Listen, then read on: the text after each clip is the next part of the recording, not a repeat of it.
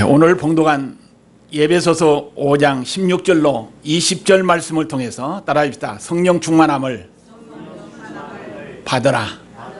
성령 충만함을 받을 때에 성도로서, 하나님의 자녀로서, 직분 맡은 자라서 하나님의 자녀다운 삶을 온전히 살아갈 수 있는 줄로 분명히 믿습니다. 운동하는 사람에게 운동 정신이 있어야 운동선수로서 자기의 할 일이 무언가를 알고 상대방과 싸워서 승리할 수 있습니다. 바로 운동선수가 운동정신이 없다면 어떻습니까? 실패자가 되고 만다는 사실입니다. 이와 마찬가지로 예술하는 사람도 예술의 혼이, 예술의 정신이 있어야 예술가로서 승리할 수 있습니다. 또 군인에게는 군인 정신이 있어야 군인다운 군인이 되고 적과 싸워서 승리자가 될 수 있다는 사실입니다. 우리 예수 믿는 사람에게, 우리 성도들에게 뭐가 있어야 되느냐? 따라합시다. 성도들에게는 성령 충만함이 있어야 된다. 성도라면, 하나님의 자녀라면, 하나님의 직분 맡은 자라면 성령 충만함을 받지 않고서는, 성령 받지 않고서는 사명을 감당할 수 없다는 사실입니다. 오늘 여러분 가져 내 자신에게 한번 물어보시기를 바랍니다. 나는, 따라합시다. 나는 성령 받은 자인가? 성령 충만한 자인가? 한번 여러분과 자신에게 한번 물어보시기를 바랍니다. 성령 충만한 자라면 어떻습니까? 더 성령 충만함을 위해서 힘써야 될 줄로 믿습니다. 그렇지 아니하고 성령 충만함을 받지 못한 자라면 성령 받기 위해서 몸부림쳐야 될 줄로 분명히 믿습니다.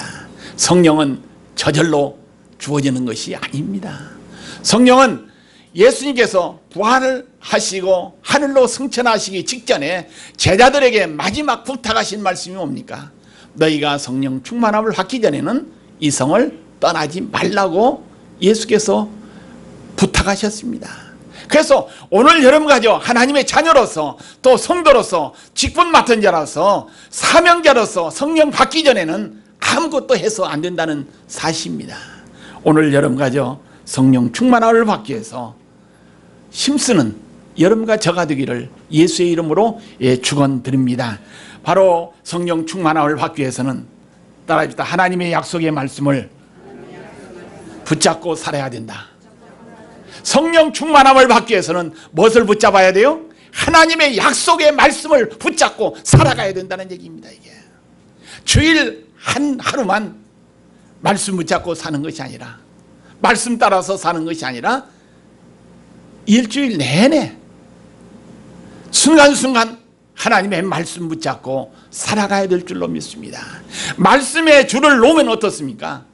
죽고 맙니다. 이게 말씀의 줄을 놓지 않고 말씀의 줄을 붙잡고 언약의 말씀을 따라서 사는 것이 성령 충만한 자의 올바른 삶인 줄로 분명히 믿습니다. 오늘 여러분 가져 약속의 말씀 붙잡고 살아가기를 주님의 이름으로 축원드립니다.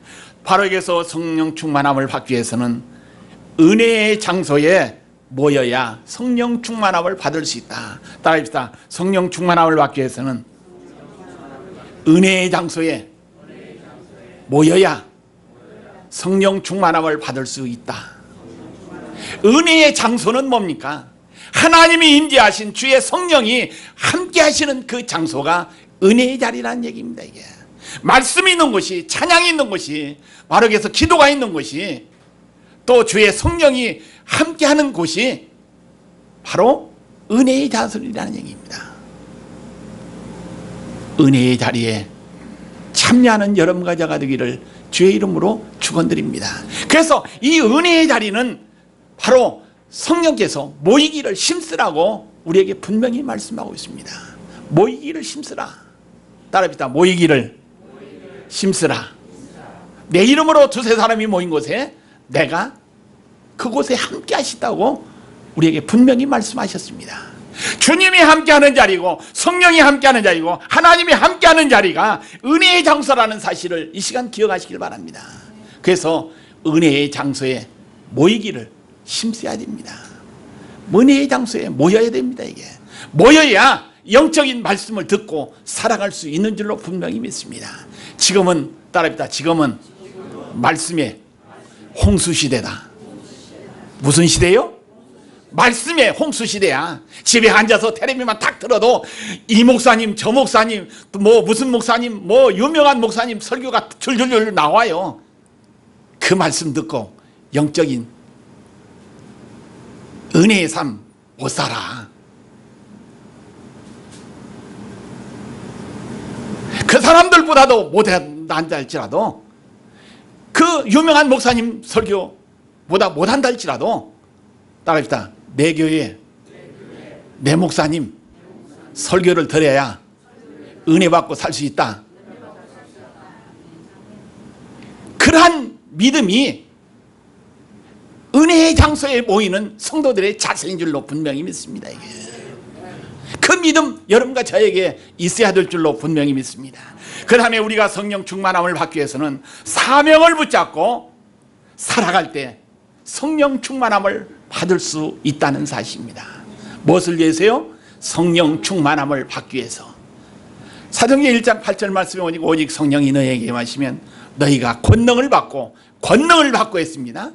권능을 받고 했습니다. 이 권능 받기 전에는 사명 감당할 수 없습니다. 이게 예루살렘과 유다와 사마리아와 땅끝까지 이르러 내 증인이 되리라. 바로 예수의 증인 노릇을 하는 것이 뭡니까? 사명 감당하는 자가 성령 충만함을 받아야 사명 감당할 수 있다는 얘기입니다. 오늘 여러분 가죠. 사명 감당할 때 어떻습니까? 성령을 우리에게 부어주실 줄로 분명히 믿습니다. 오늘 여러분 가죠. 주께서 맡겨주신 사명을 위해서 살아가기를 주님의 이름으로 축원드립니다. 왜 성령을 주시느냐? 따라합시다. 왜 성령을 주시느냐? 나에게 사명 감당하게끔 하기 위해서 성령 주신다. 그 사실을 분명히 아시길 바랍니다. 하나님의 일을 하나님의 동역자로 살게끔 하시기 위해서 능력을 우리에게 부어주신다는 말씀입니다. 이게 오늘 여러분 가죠.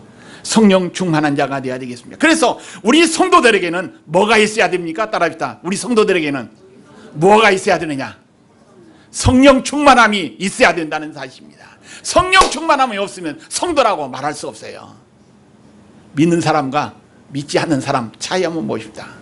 성령이 있느냐 성령이 없느냐. 또 믿는 사람이 타락하면 어떻습니까? 불신자보다도 예수 알지 못했던 사람보다도 더 뭐예요? 더 뭐예요? 더 악해.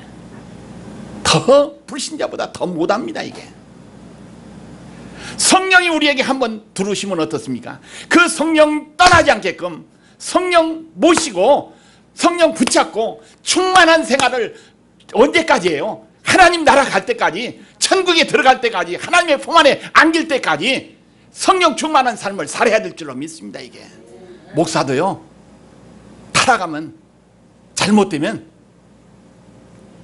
어떻습니까? 불신자보다도 더 못해. 믿지 않는 사람보다 더 못해. 더 못한 짓을 합니다. 이게 그래서 직분 맡은 자들은 사명 때문에 성령 부어주시기 때문에 나에게 주신 성령을 놓치지 말아야 됩니다. 잃어버리지 말아야 됩니다. 그 성령 충만함을 위해서 몸부림쳐야 될 줄로 믿습니다.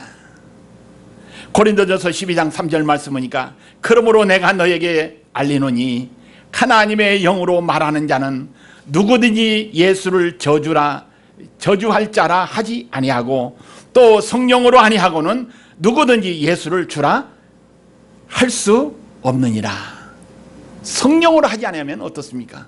예수님을 주라고 부를 수도 없고 또 성령으로 하지 아니하고서는 예수를 나의 구세주라고 말할 수 없다고 고린도전서 12장 3절에 우리에게 분명히 말씀해 주고 있습니다. 그래서 오늘 여러분 가져 찬송 부르고 기도하고 예수는 나의 구세주라고 고백하는 건 뭡니까? 하나님의 성령이 우리의 속에 있기 때문에 구세주로 고백하면서 예수 믿는다고 말할 수 있는 줄로 분명히 믿습니다. 그래서 우리가 예수 믿는 사람은 이미 뭔 사람이요? 성령 충만함을 받았습니다. 이게 영접하는 자 그 이름을 믿는 자에게는 하나님의 자녀가 되는 권세를 주셨느니라고 우리에게 분명히 말씀해 줍니다. 바로 하나님의 자녀의 권세를 우리에게 주셨으면 어떻습니까? 하나님의 영을 소유했습니다. 그런데 그 영 소유한 것으로만 끝나는 것이 아니라 늘 채워지고 늘 충만한 삶을 살아가야 될 줄로 분명히 믿습니다. 구약의 선지자들 한번 보십시다. 구약 선지자들 하나님의 말씀 전할 때에 하나님의 말씀이 누구에게 뭐 했다? 누구에게 뭐 했다? 임할 때 하나님의 말씀을 전한 것이지, 하나님의 선지자라고 할지라도 종이라 할지라도 하나님의 말씀이 임하지 아니할 때 전하지 않았다는 사실을 구약 성경 말씀을 통해서 발견할 수가 있습니다. 오늘 여러분 가죠. 하나님의 자녀로서 성도로서 직분 맡은 자로서 삶을 살기 위해서는 뭐가 임해야 되겠다? 하나님의 성령이 임해야 되겠다는 사실입니다. 그럴 때 임할 때 어떻습니까? 하나님의 자녀라고 하나님의 종이라고 자신 있게 말할 수가 있습니다. 그러면 오늘 성령 충만함을 받아야 할 이유는 뭔가 한번 생각해 봅시다. 하나님의 자녀다운 삶을 살기 위해서 성령 충만함을 받아야 된다. 따라해 봅시다. 하나님의 자녀로서 자녀다운 삶을 살기 위해서 성령 충만함을 받아야 된다. 성령 받지 않고서는, 성령 충만함을 받지 않고서는 하나님의 자녀로서 살 힘도 없고 능력도 없고 자녀다운 삶을 살 수 없다는 얘기입니다. 제가 지난주에 어느 사람을 만났습니다. 그 사람이 이런 얘기예요. 참 교회가 이러면 되겠느냐? 따라합시다. 교회가 이러면 되겠느냐? 그분은 믿는 사람이요. 신앙생활 5, 60년 한 사람입니다, 이게. 그런데 교회가 이러면 되겠느냐 하는 것은 어떻습니까? 좋은 쪽도 있지만은 안 좋은 쪽 보면서 한탄의 소리입니다, 이게. 자기가 어떤 목적을 위해서, 자기의 어떤 이익을 성취하기 위해서, 그 목적을 위해서라면 목숨까지 내놓고 그것을 달성하려고 몸부림친다는 얘기입니다, 이게. 그러면서 그 분이 하는 얘기야. 큰 교회는 큰 교회대로, 작은 교회는 작은 교회대로 문제가 있다 하는 얘기를 들었어요. 그래서 제가 그 얘기 듣고 난 다음에 그분에게 얘기했습니다. 이 세상에 문제 없는 사람 한 사람도 없어. 따라합시다. 이 세상에 문제 없는 사람 한 사람도 없다. 그러나 문제 없는 곳은 있어요. 어딜까요? 따라합시다. 문제 없는 곳은 저 공동묘지다. 죽은 사람들이 모이는 곳에는 문제가 없어. 살아있는 사람은 어떤가? 살아 움직이는 사람은 무슨 문제든지 다 문제를 안고 사는 것이 우리 인생이라는 얘기입니다, 이게. 우리 삶이에요. 그래서 이 문제를 이기기 위해서는, 하나님의 자녀다운 삶을 살기 위해서는 무엇을 받아야 된다? 성령 받아야 돼. 성령의 능력으로 살아야 된다는 얘기입니다.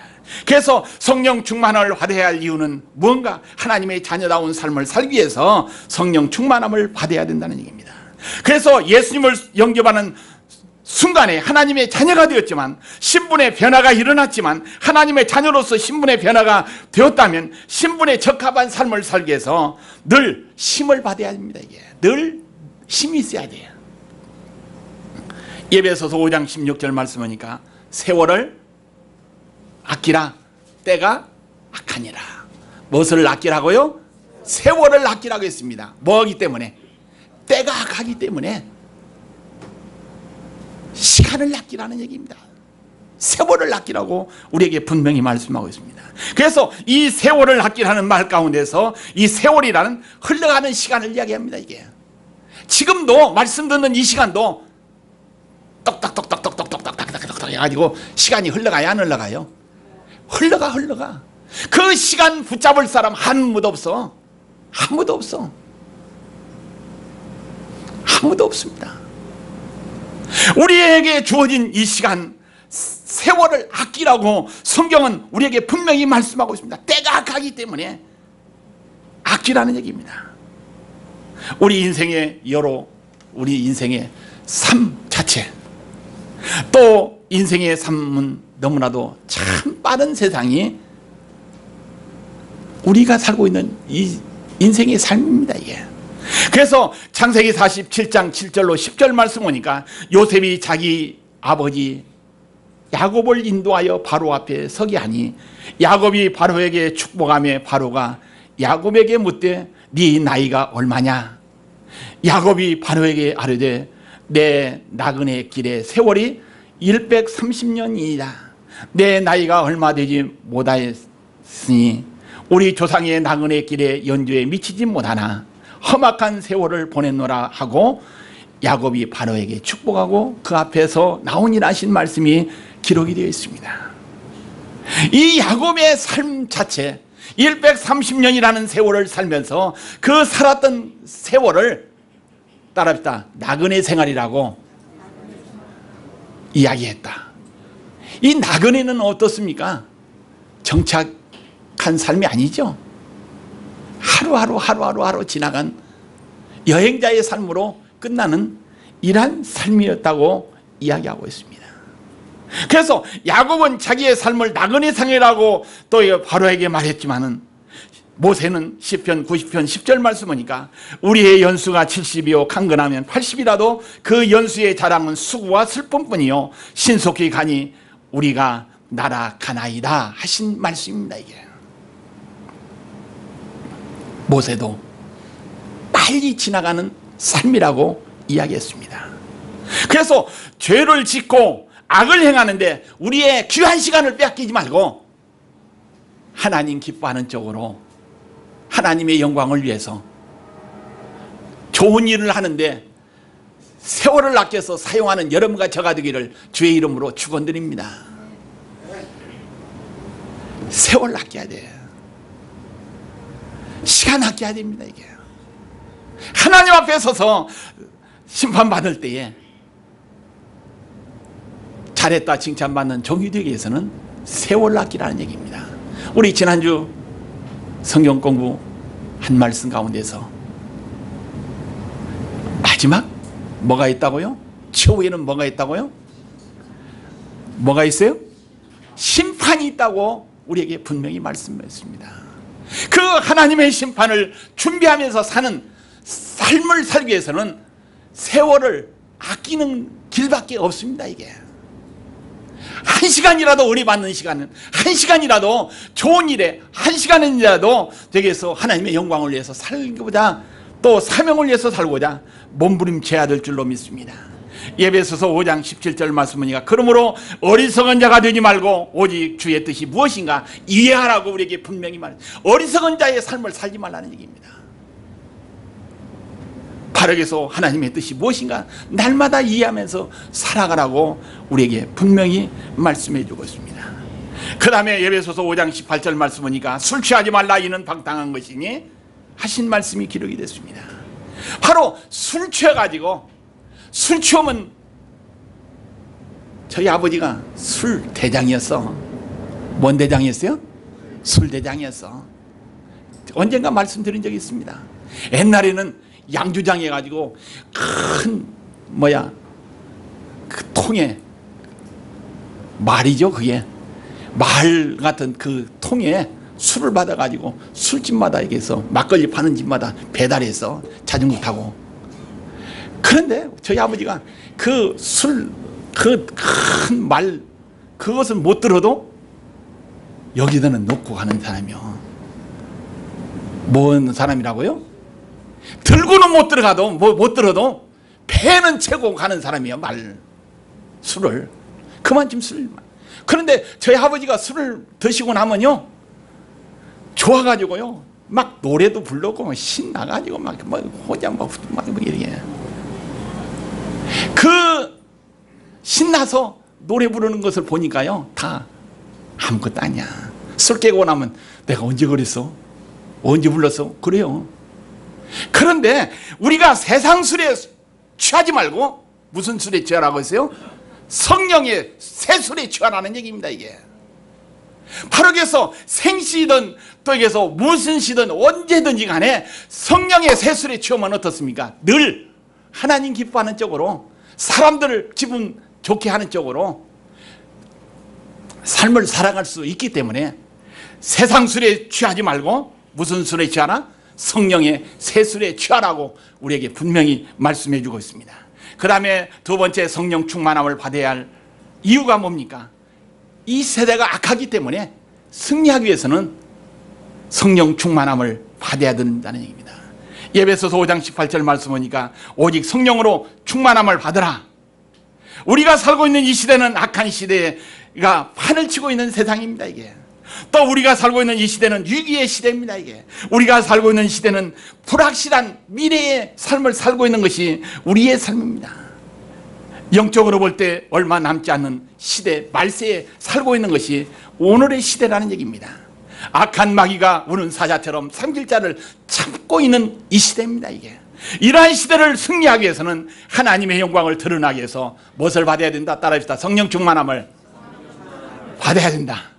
그 다음에 세 번째, 성령 충만한 자의 생활하는 어떤 특징이 있느냐 한번 생각해 봅시다. 에베소서 5장 19절 말씀 보니까 시와 찬양과 신령한 노래들로 서로 화답하며 너의 마음으로 주께 노래하며 찬송하며 하신 말씀이 기록이 됐습니다.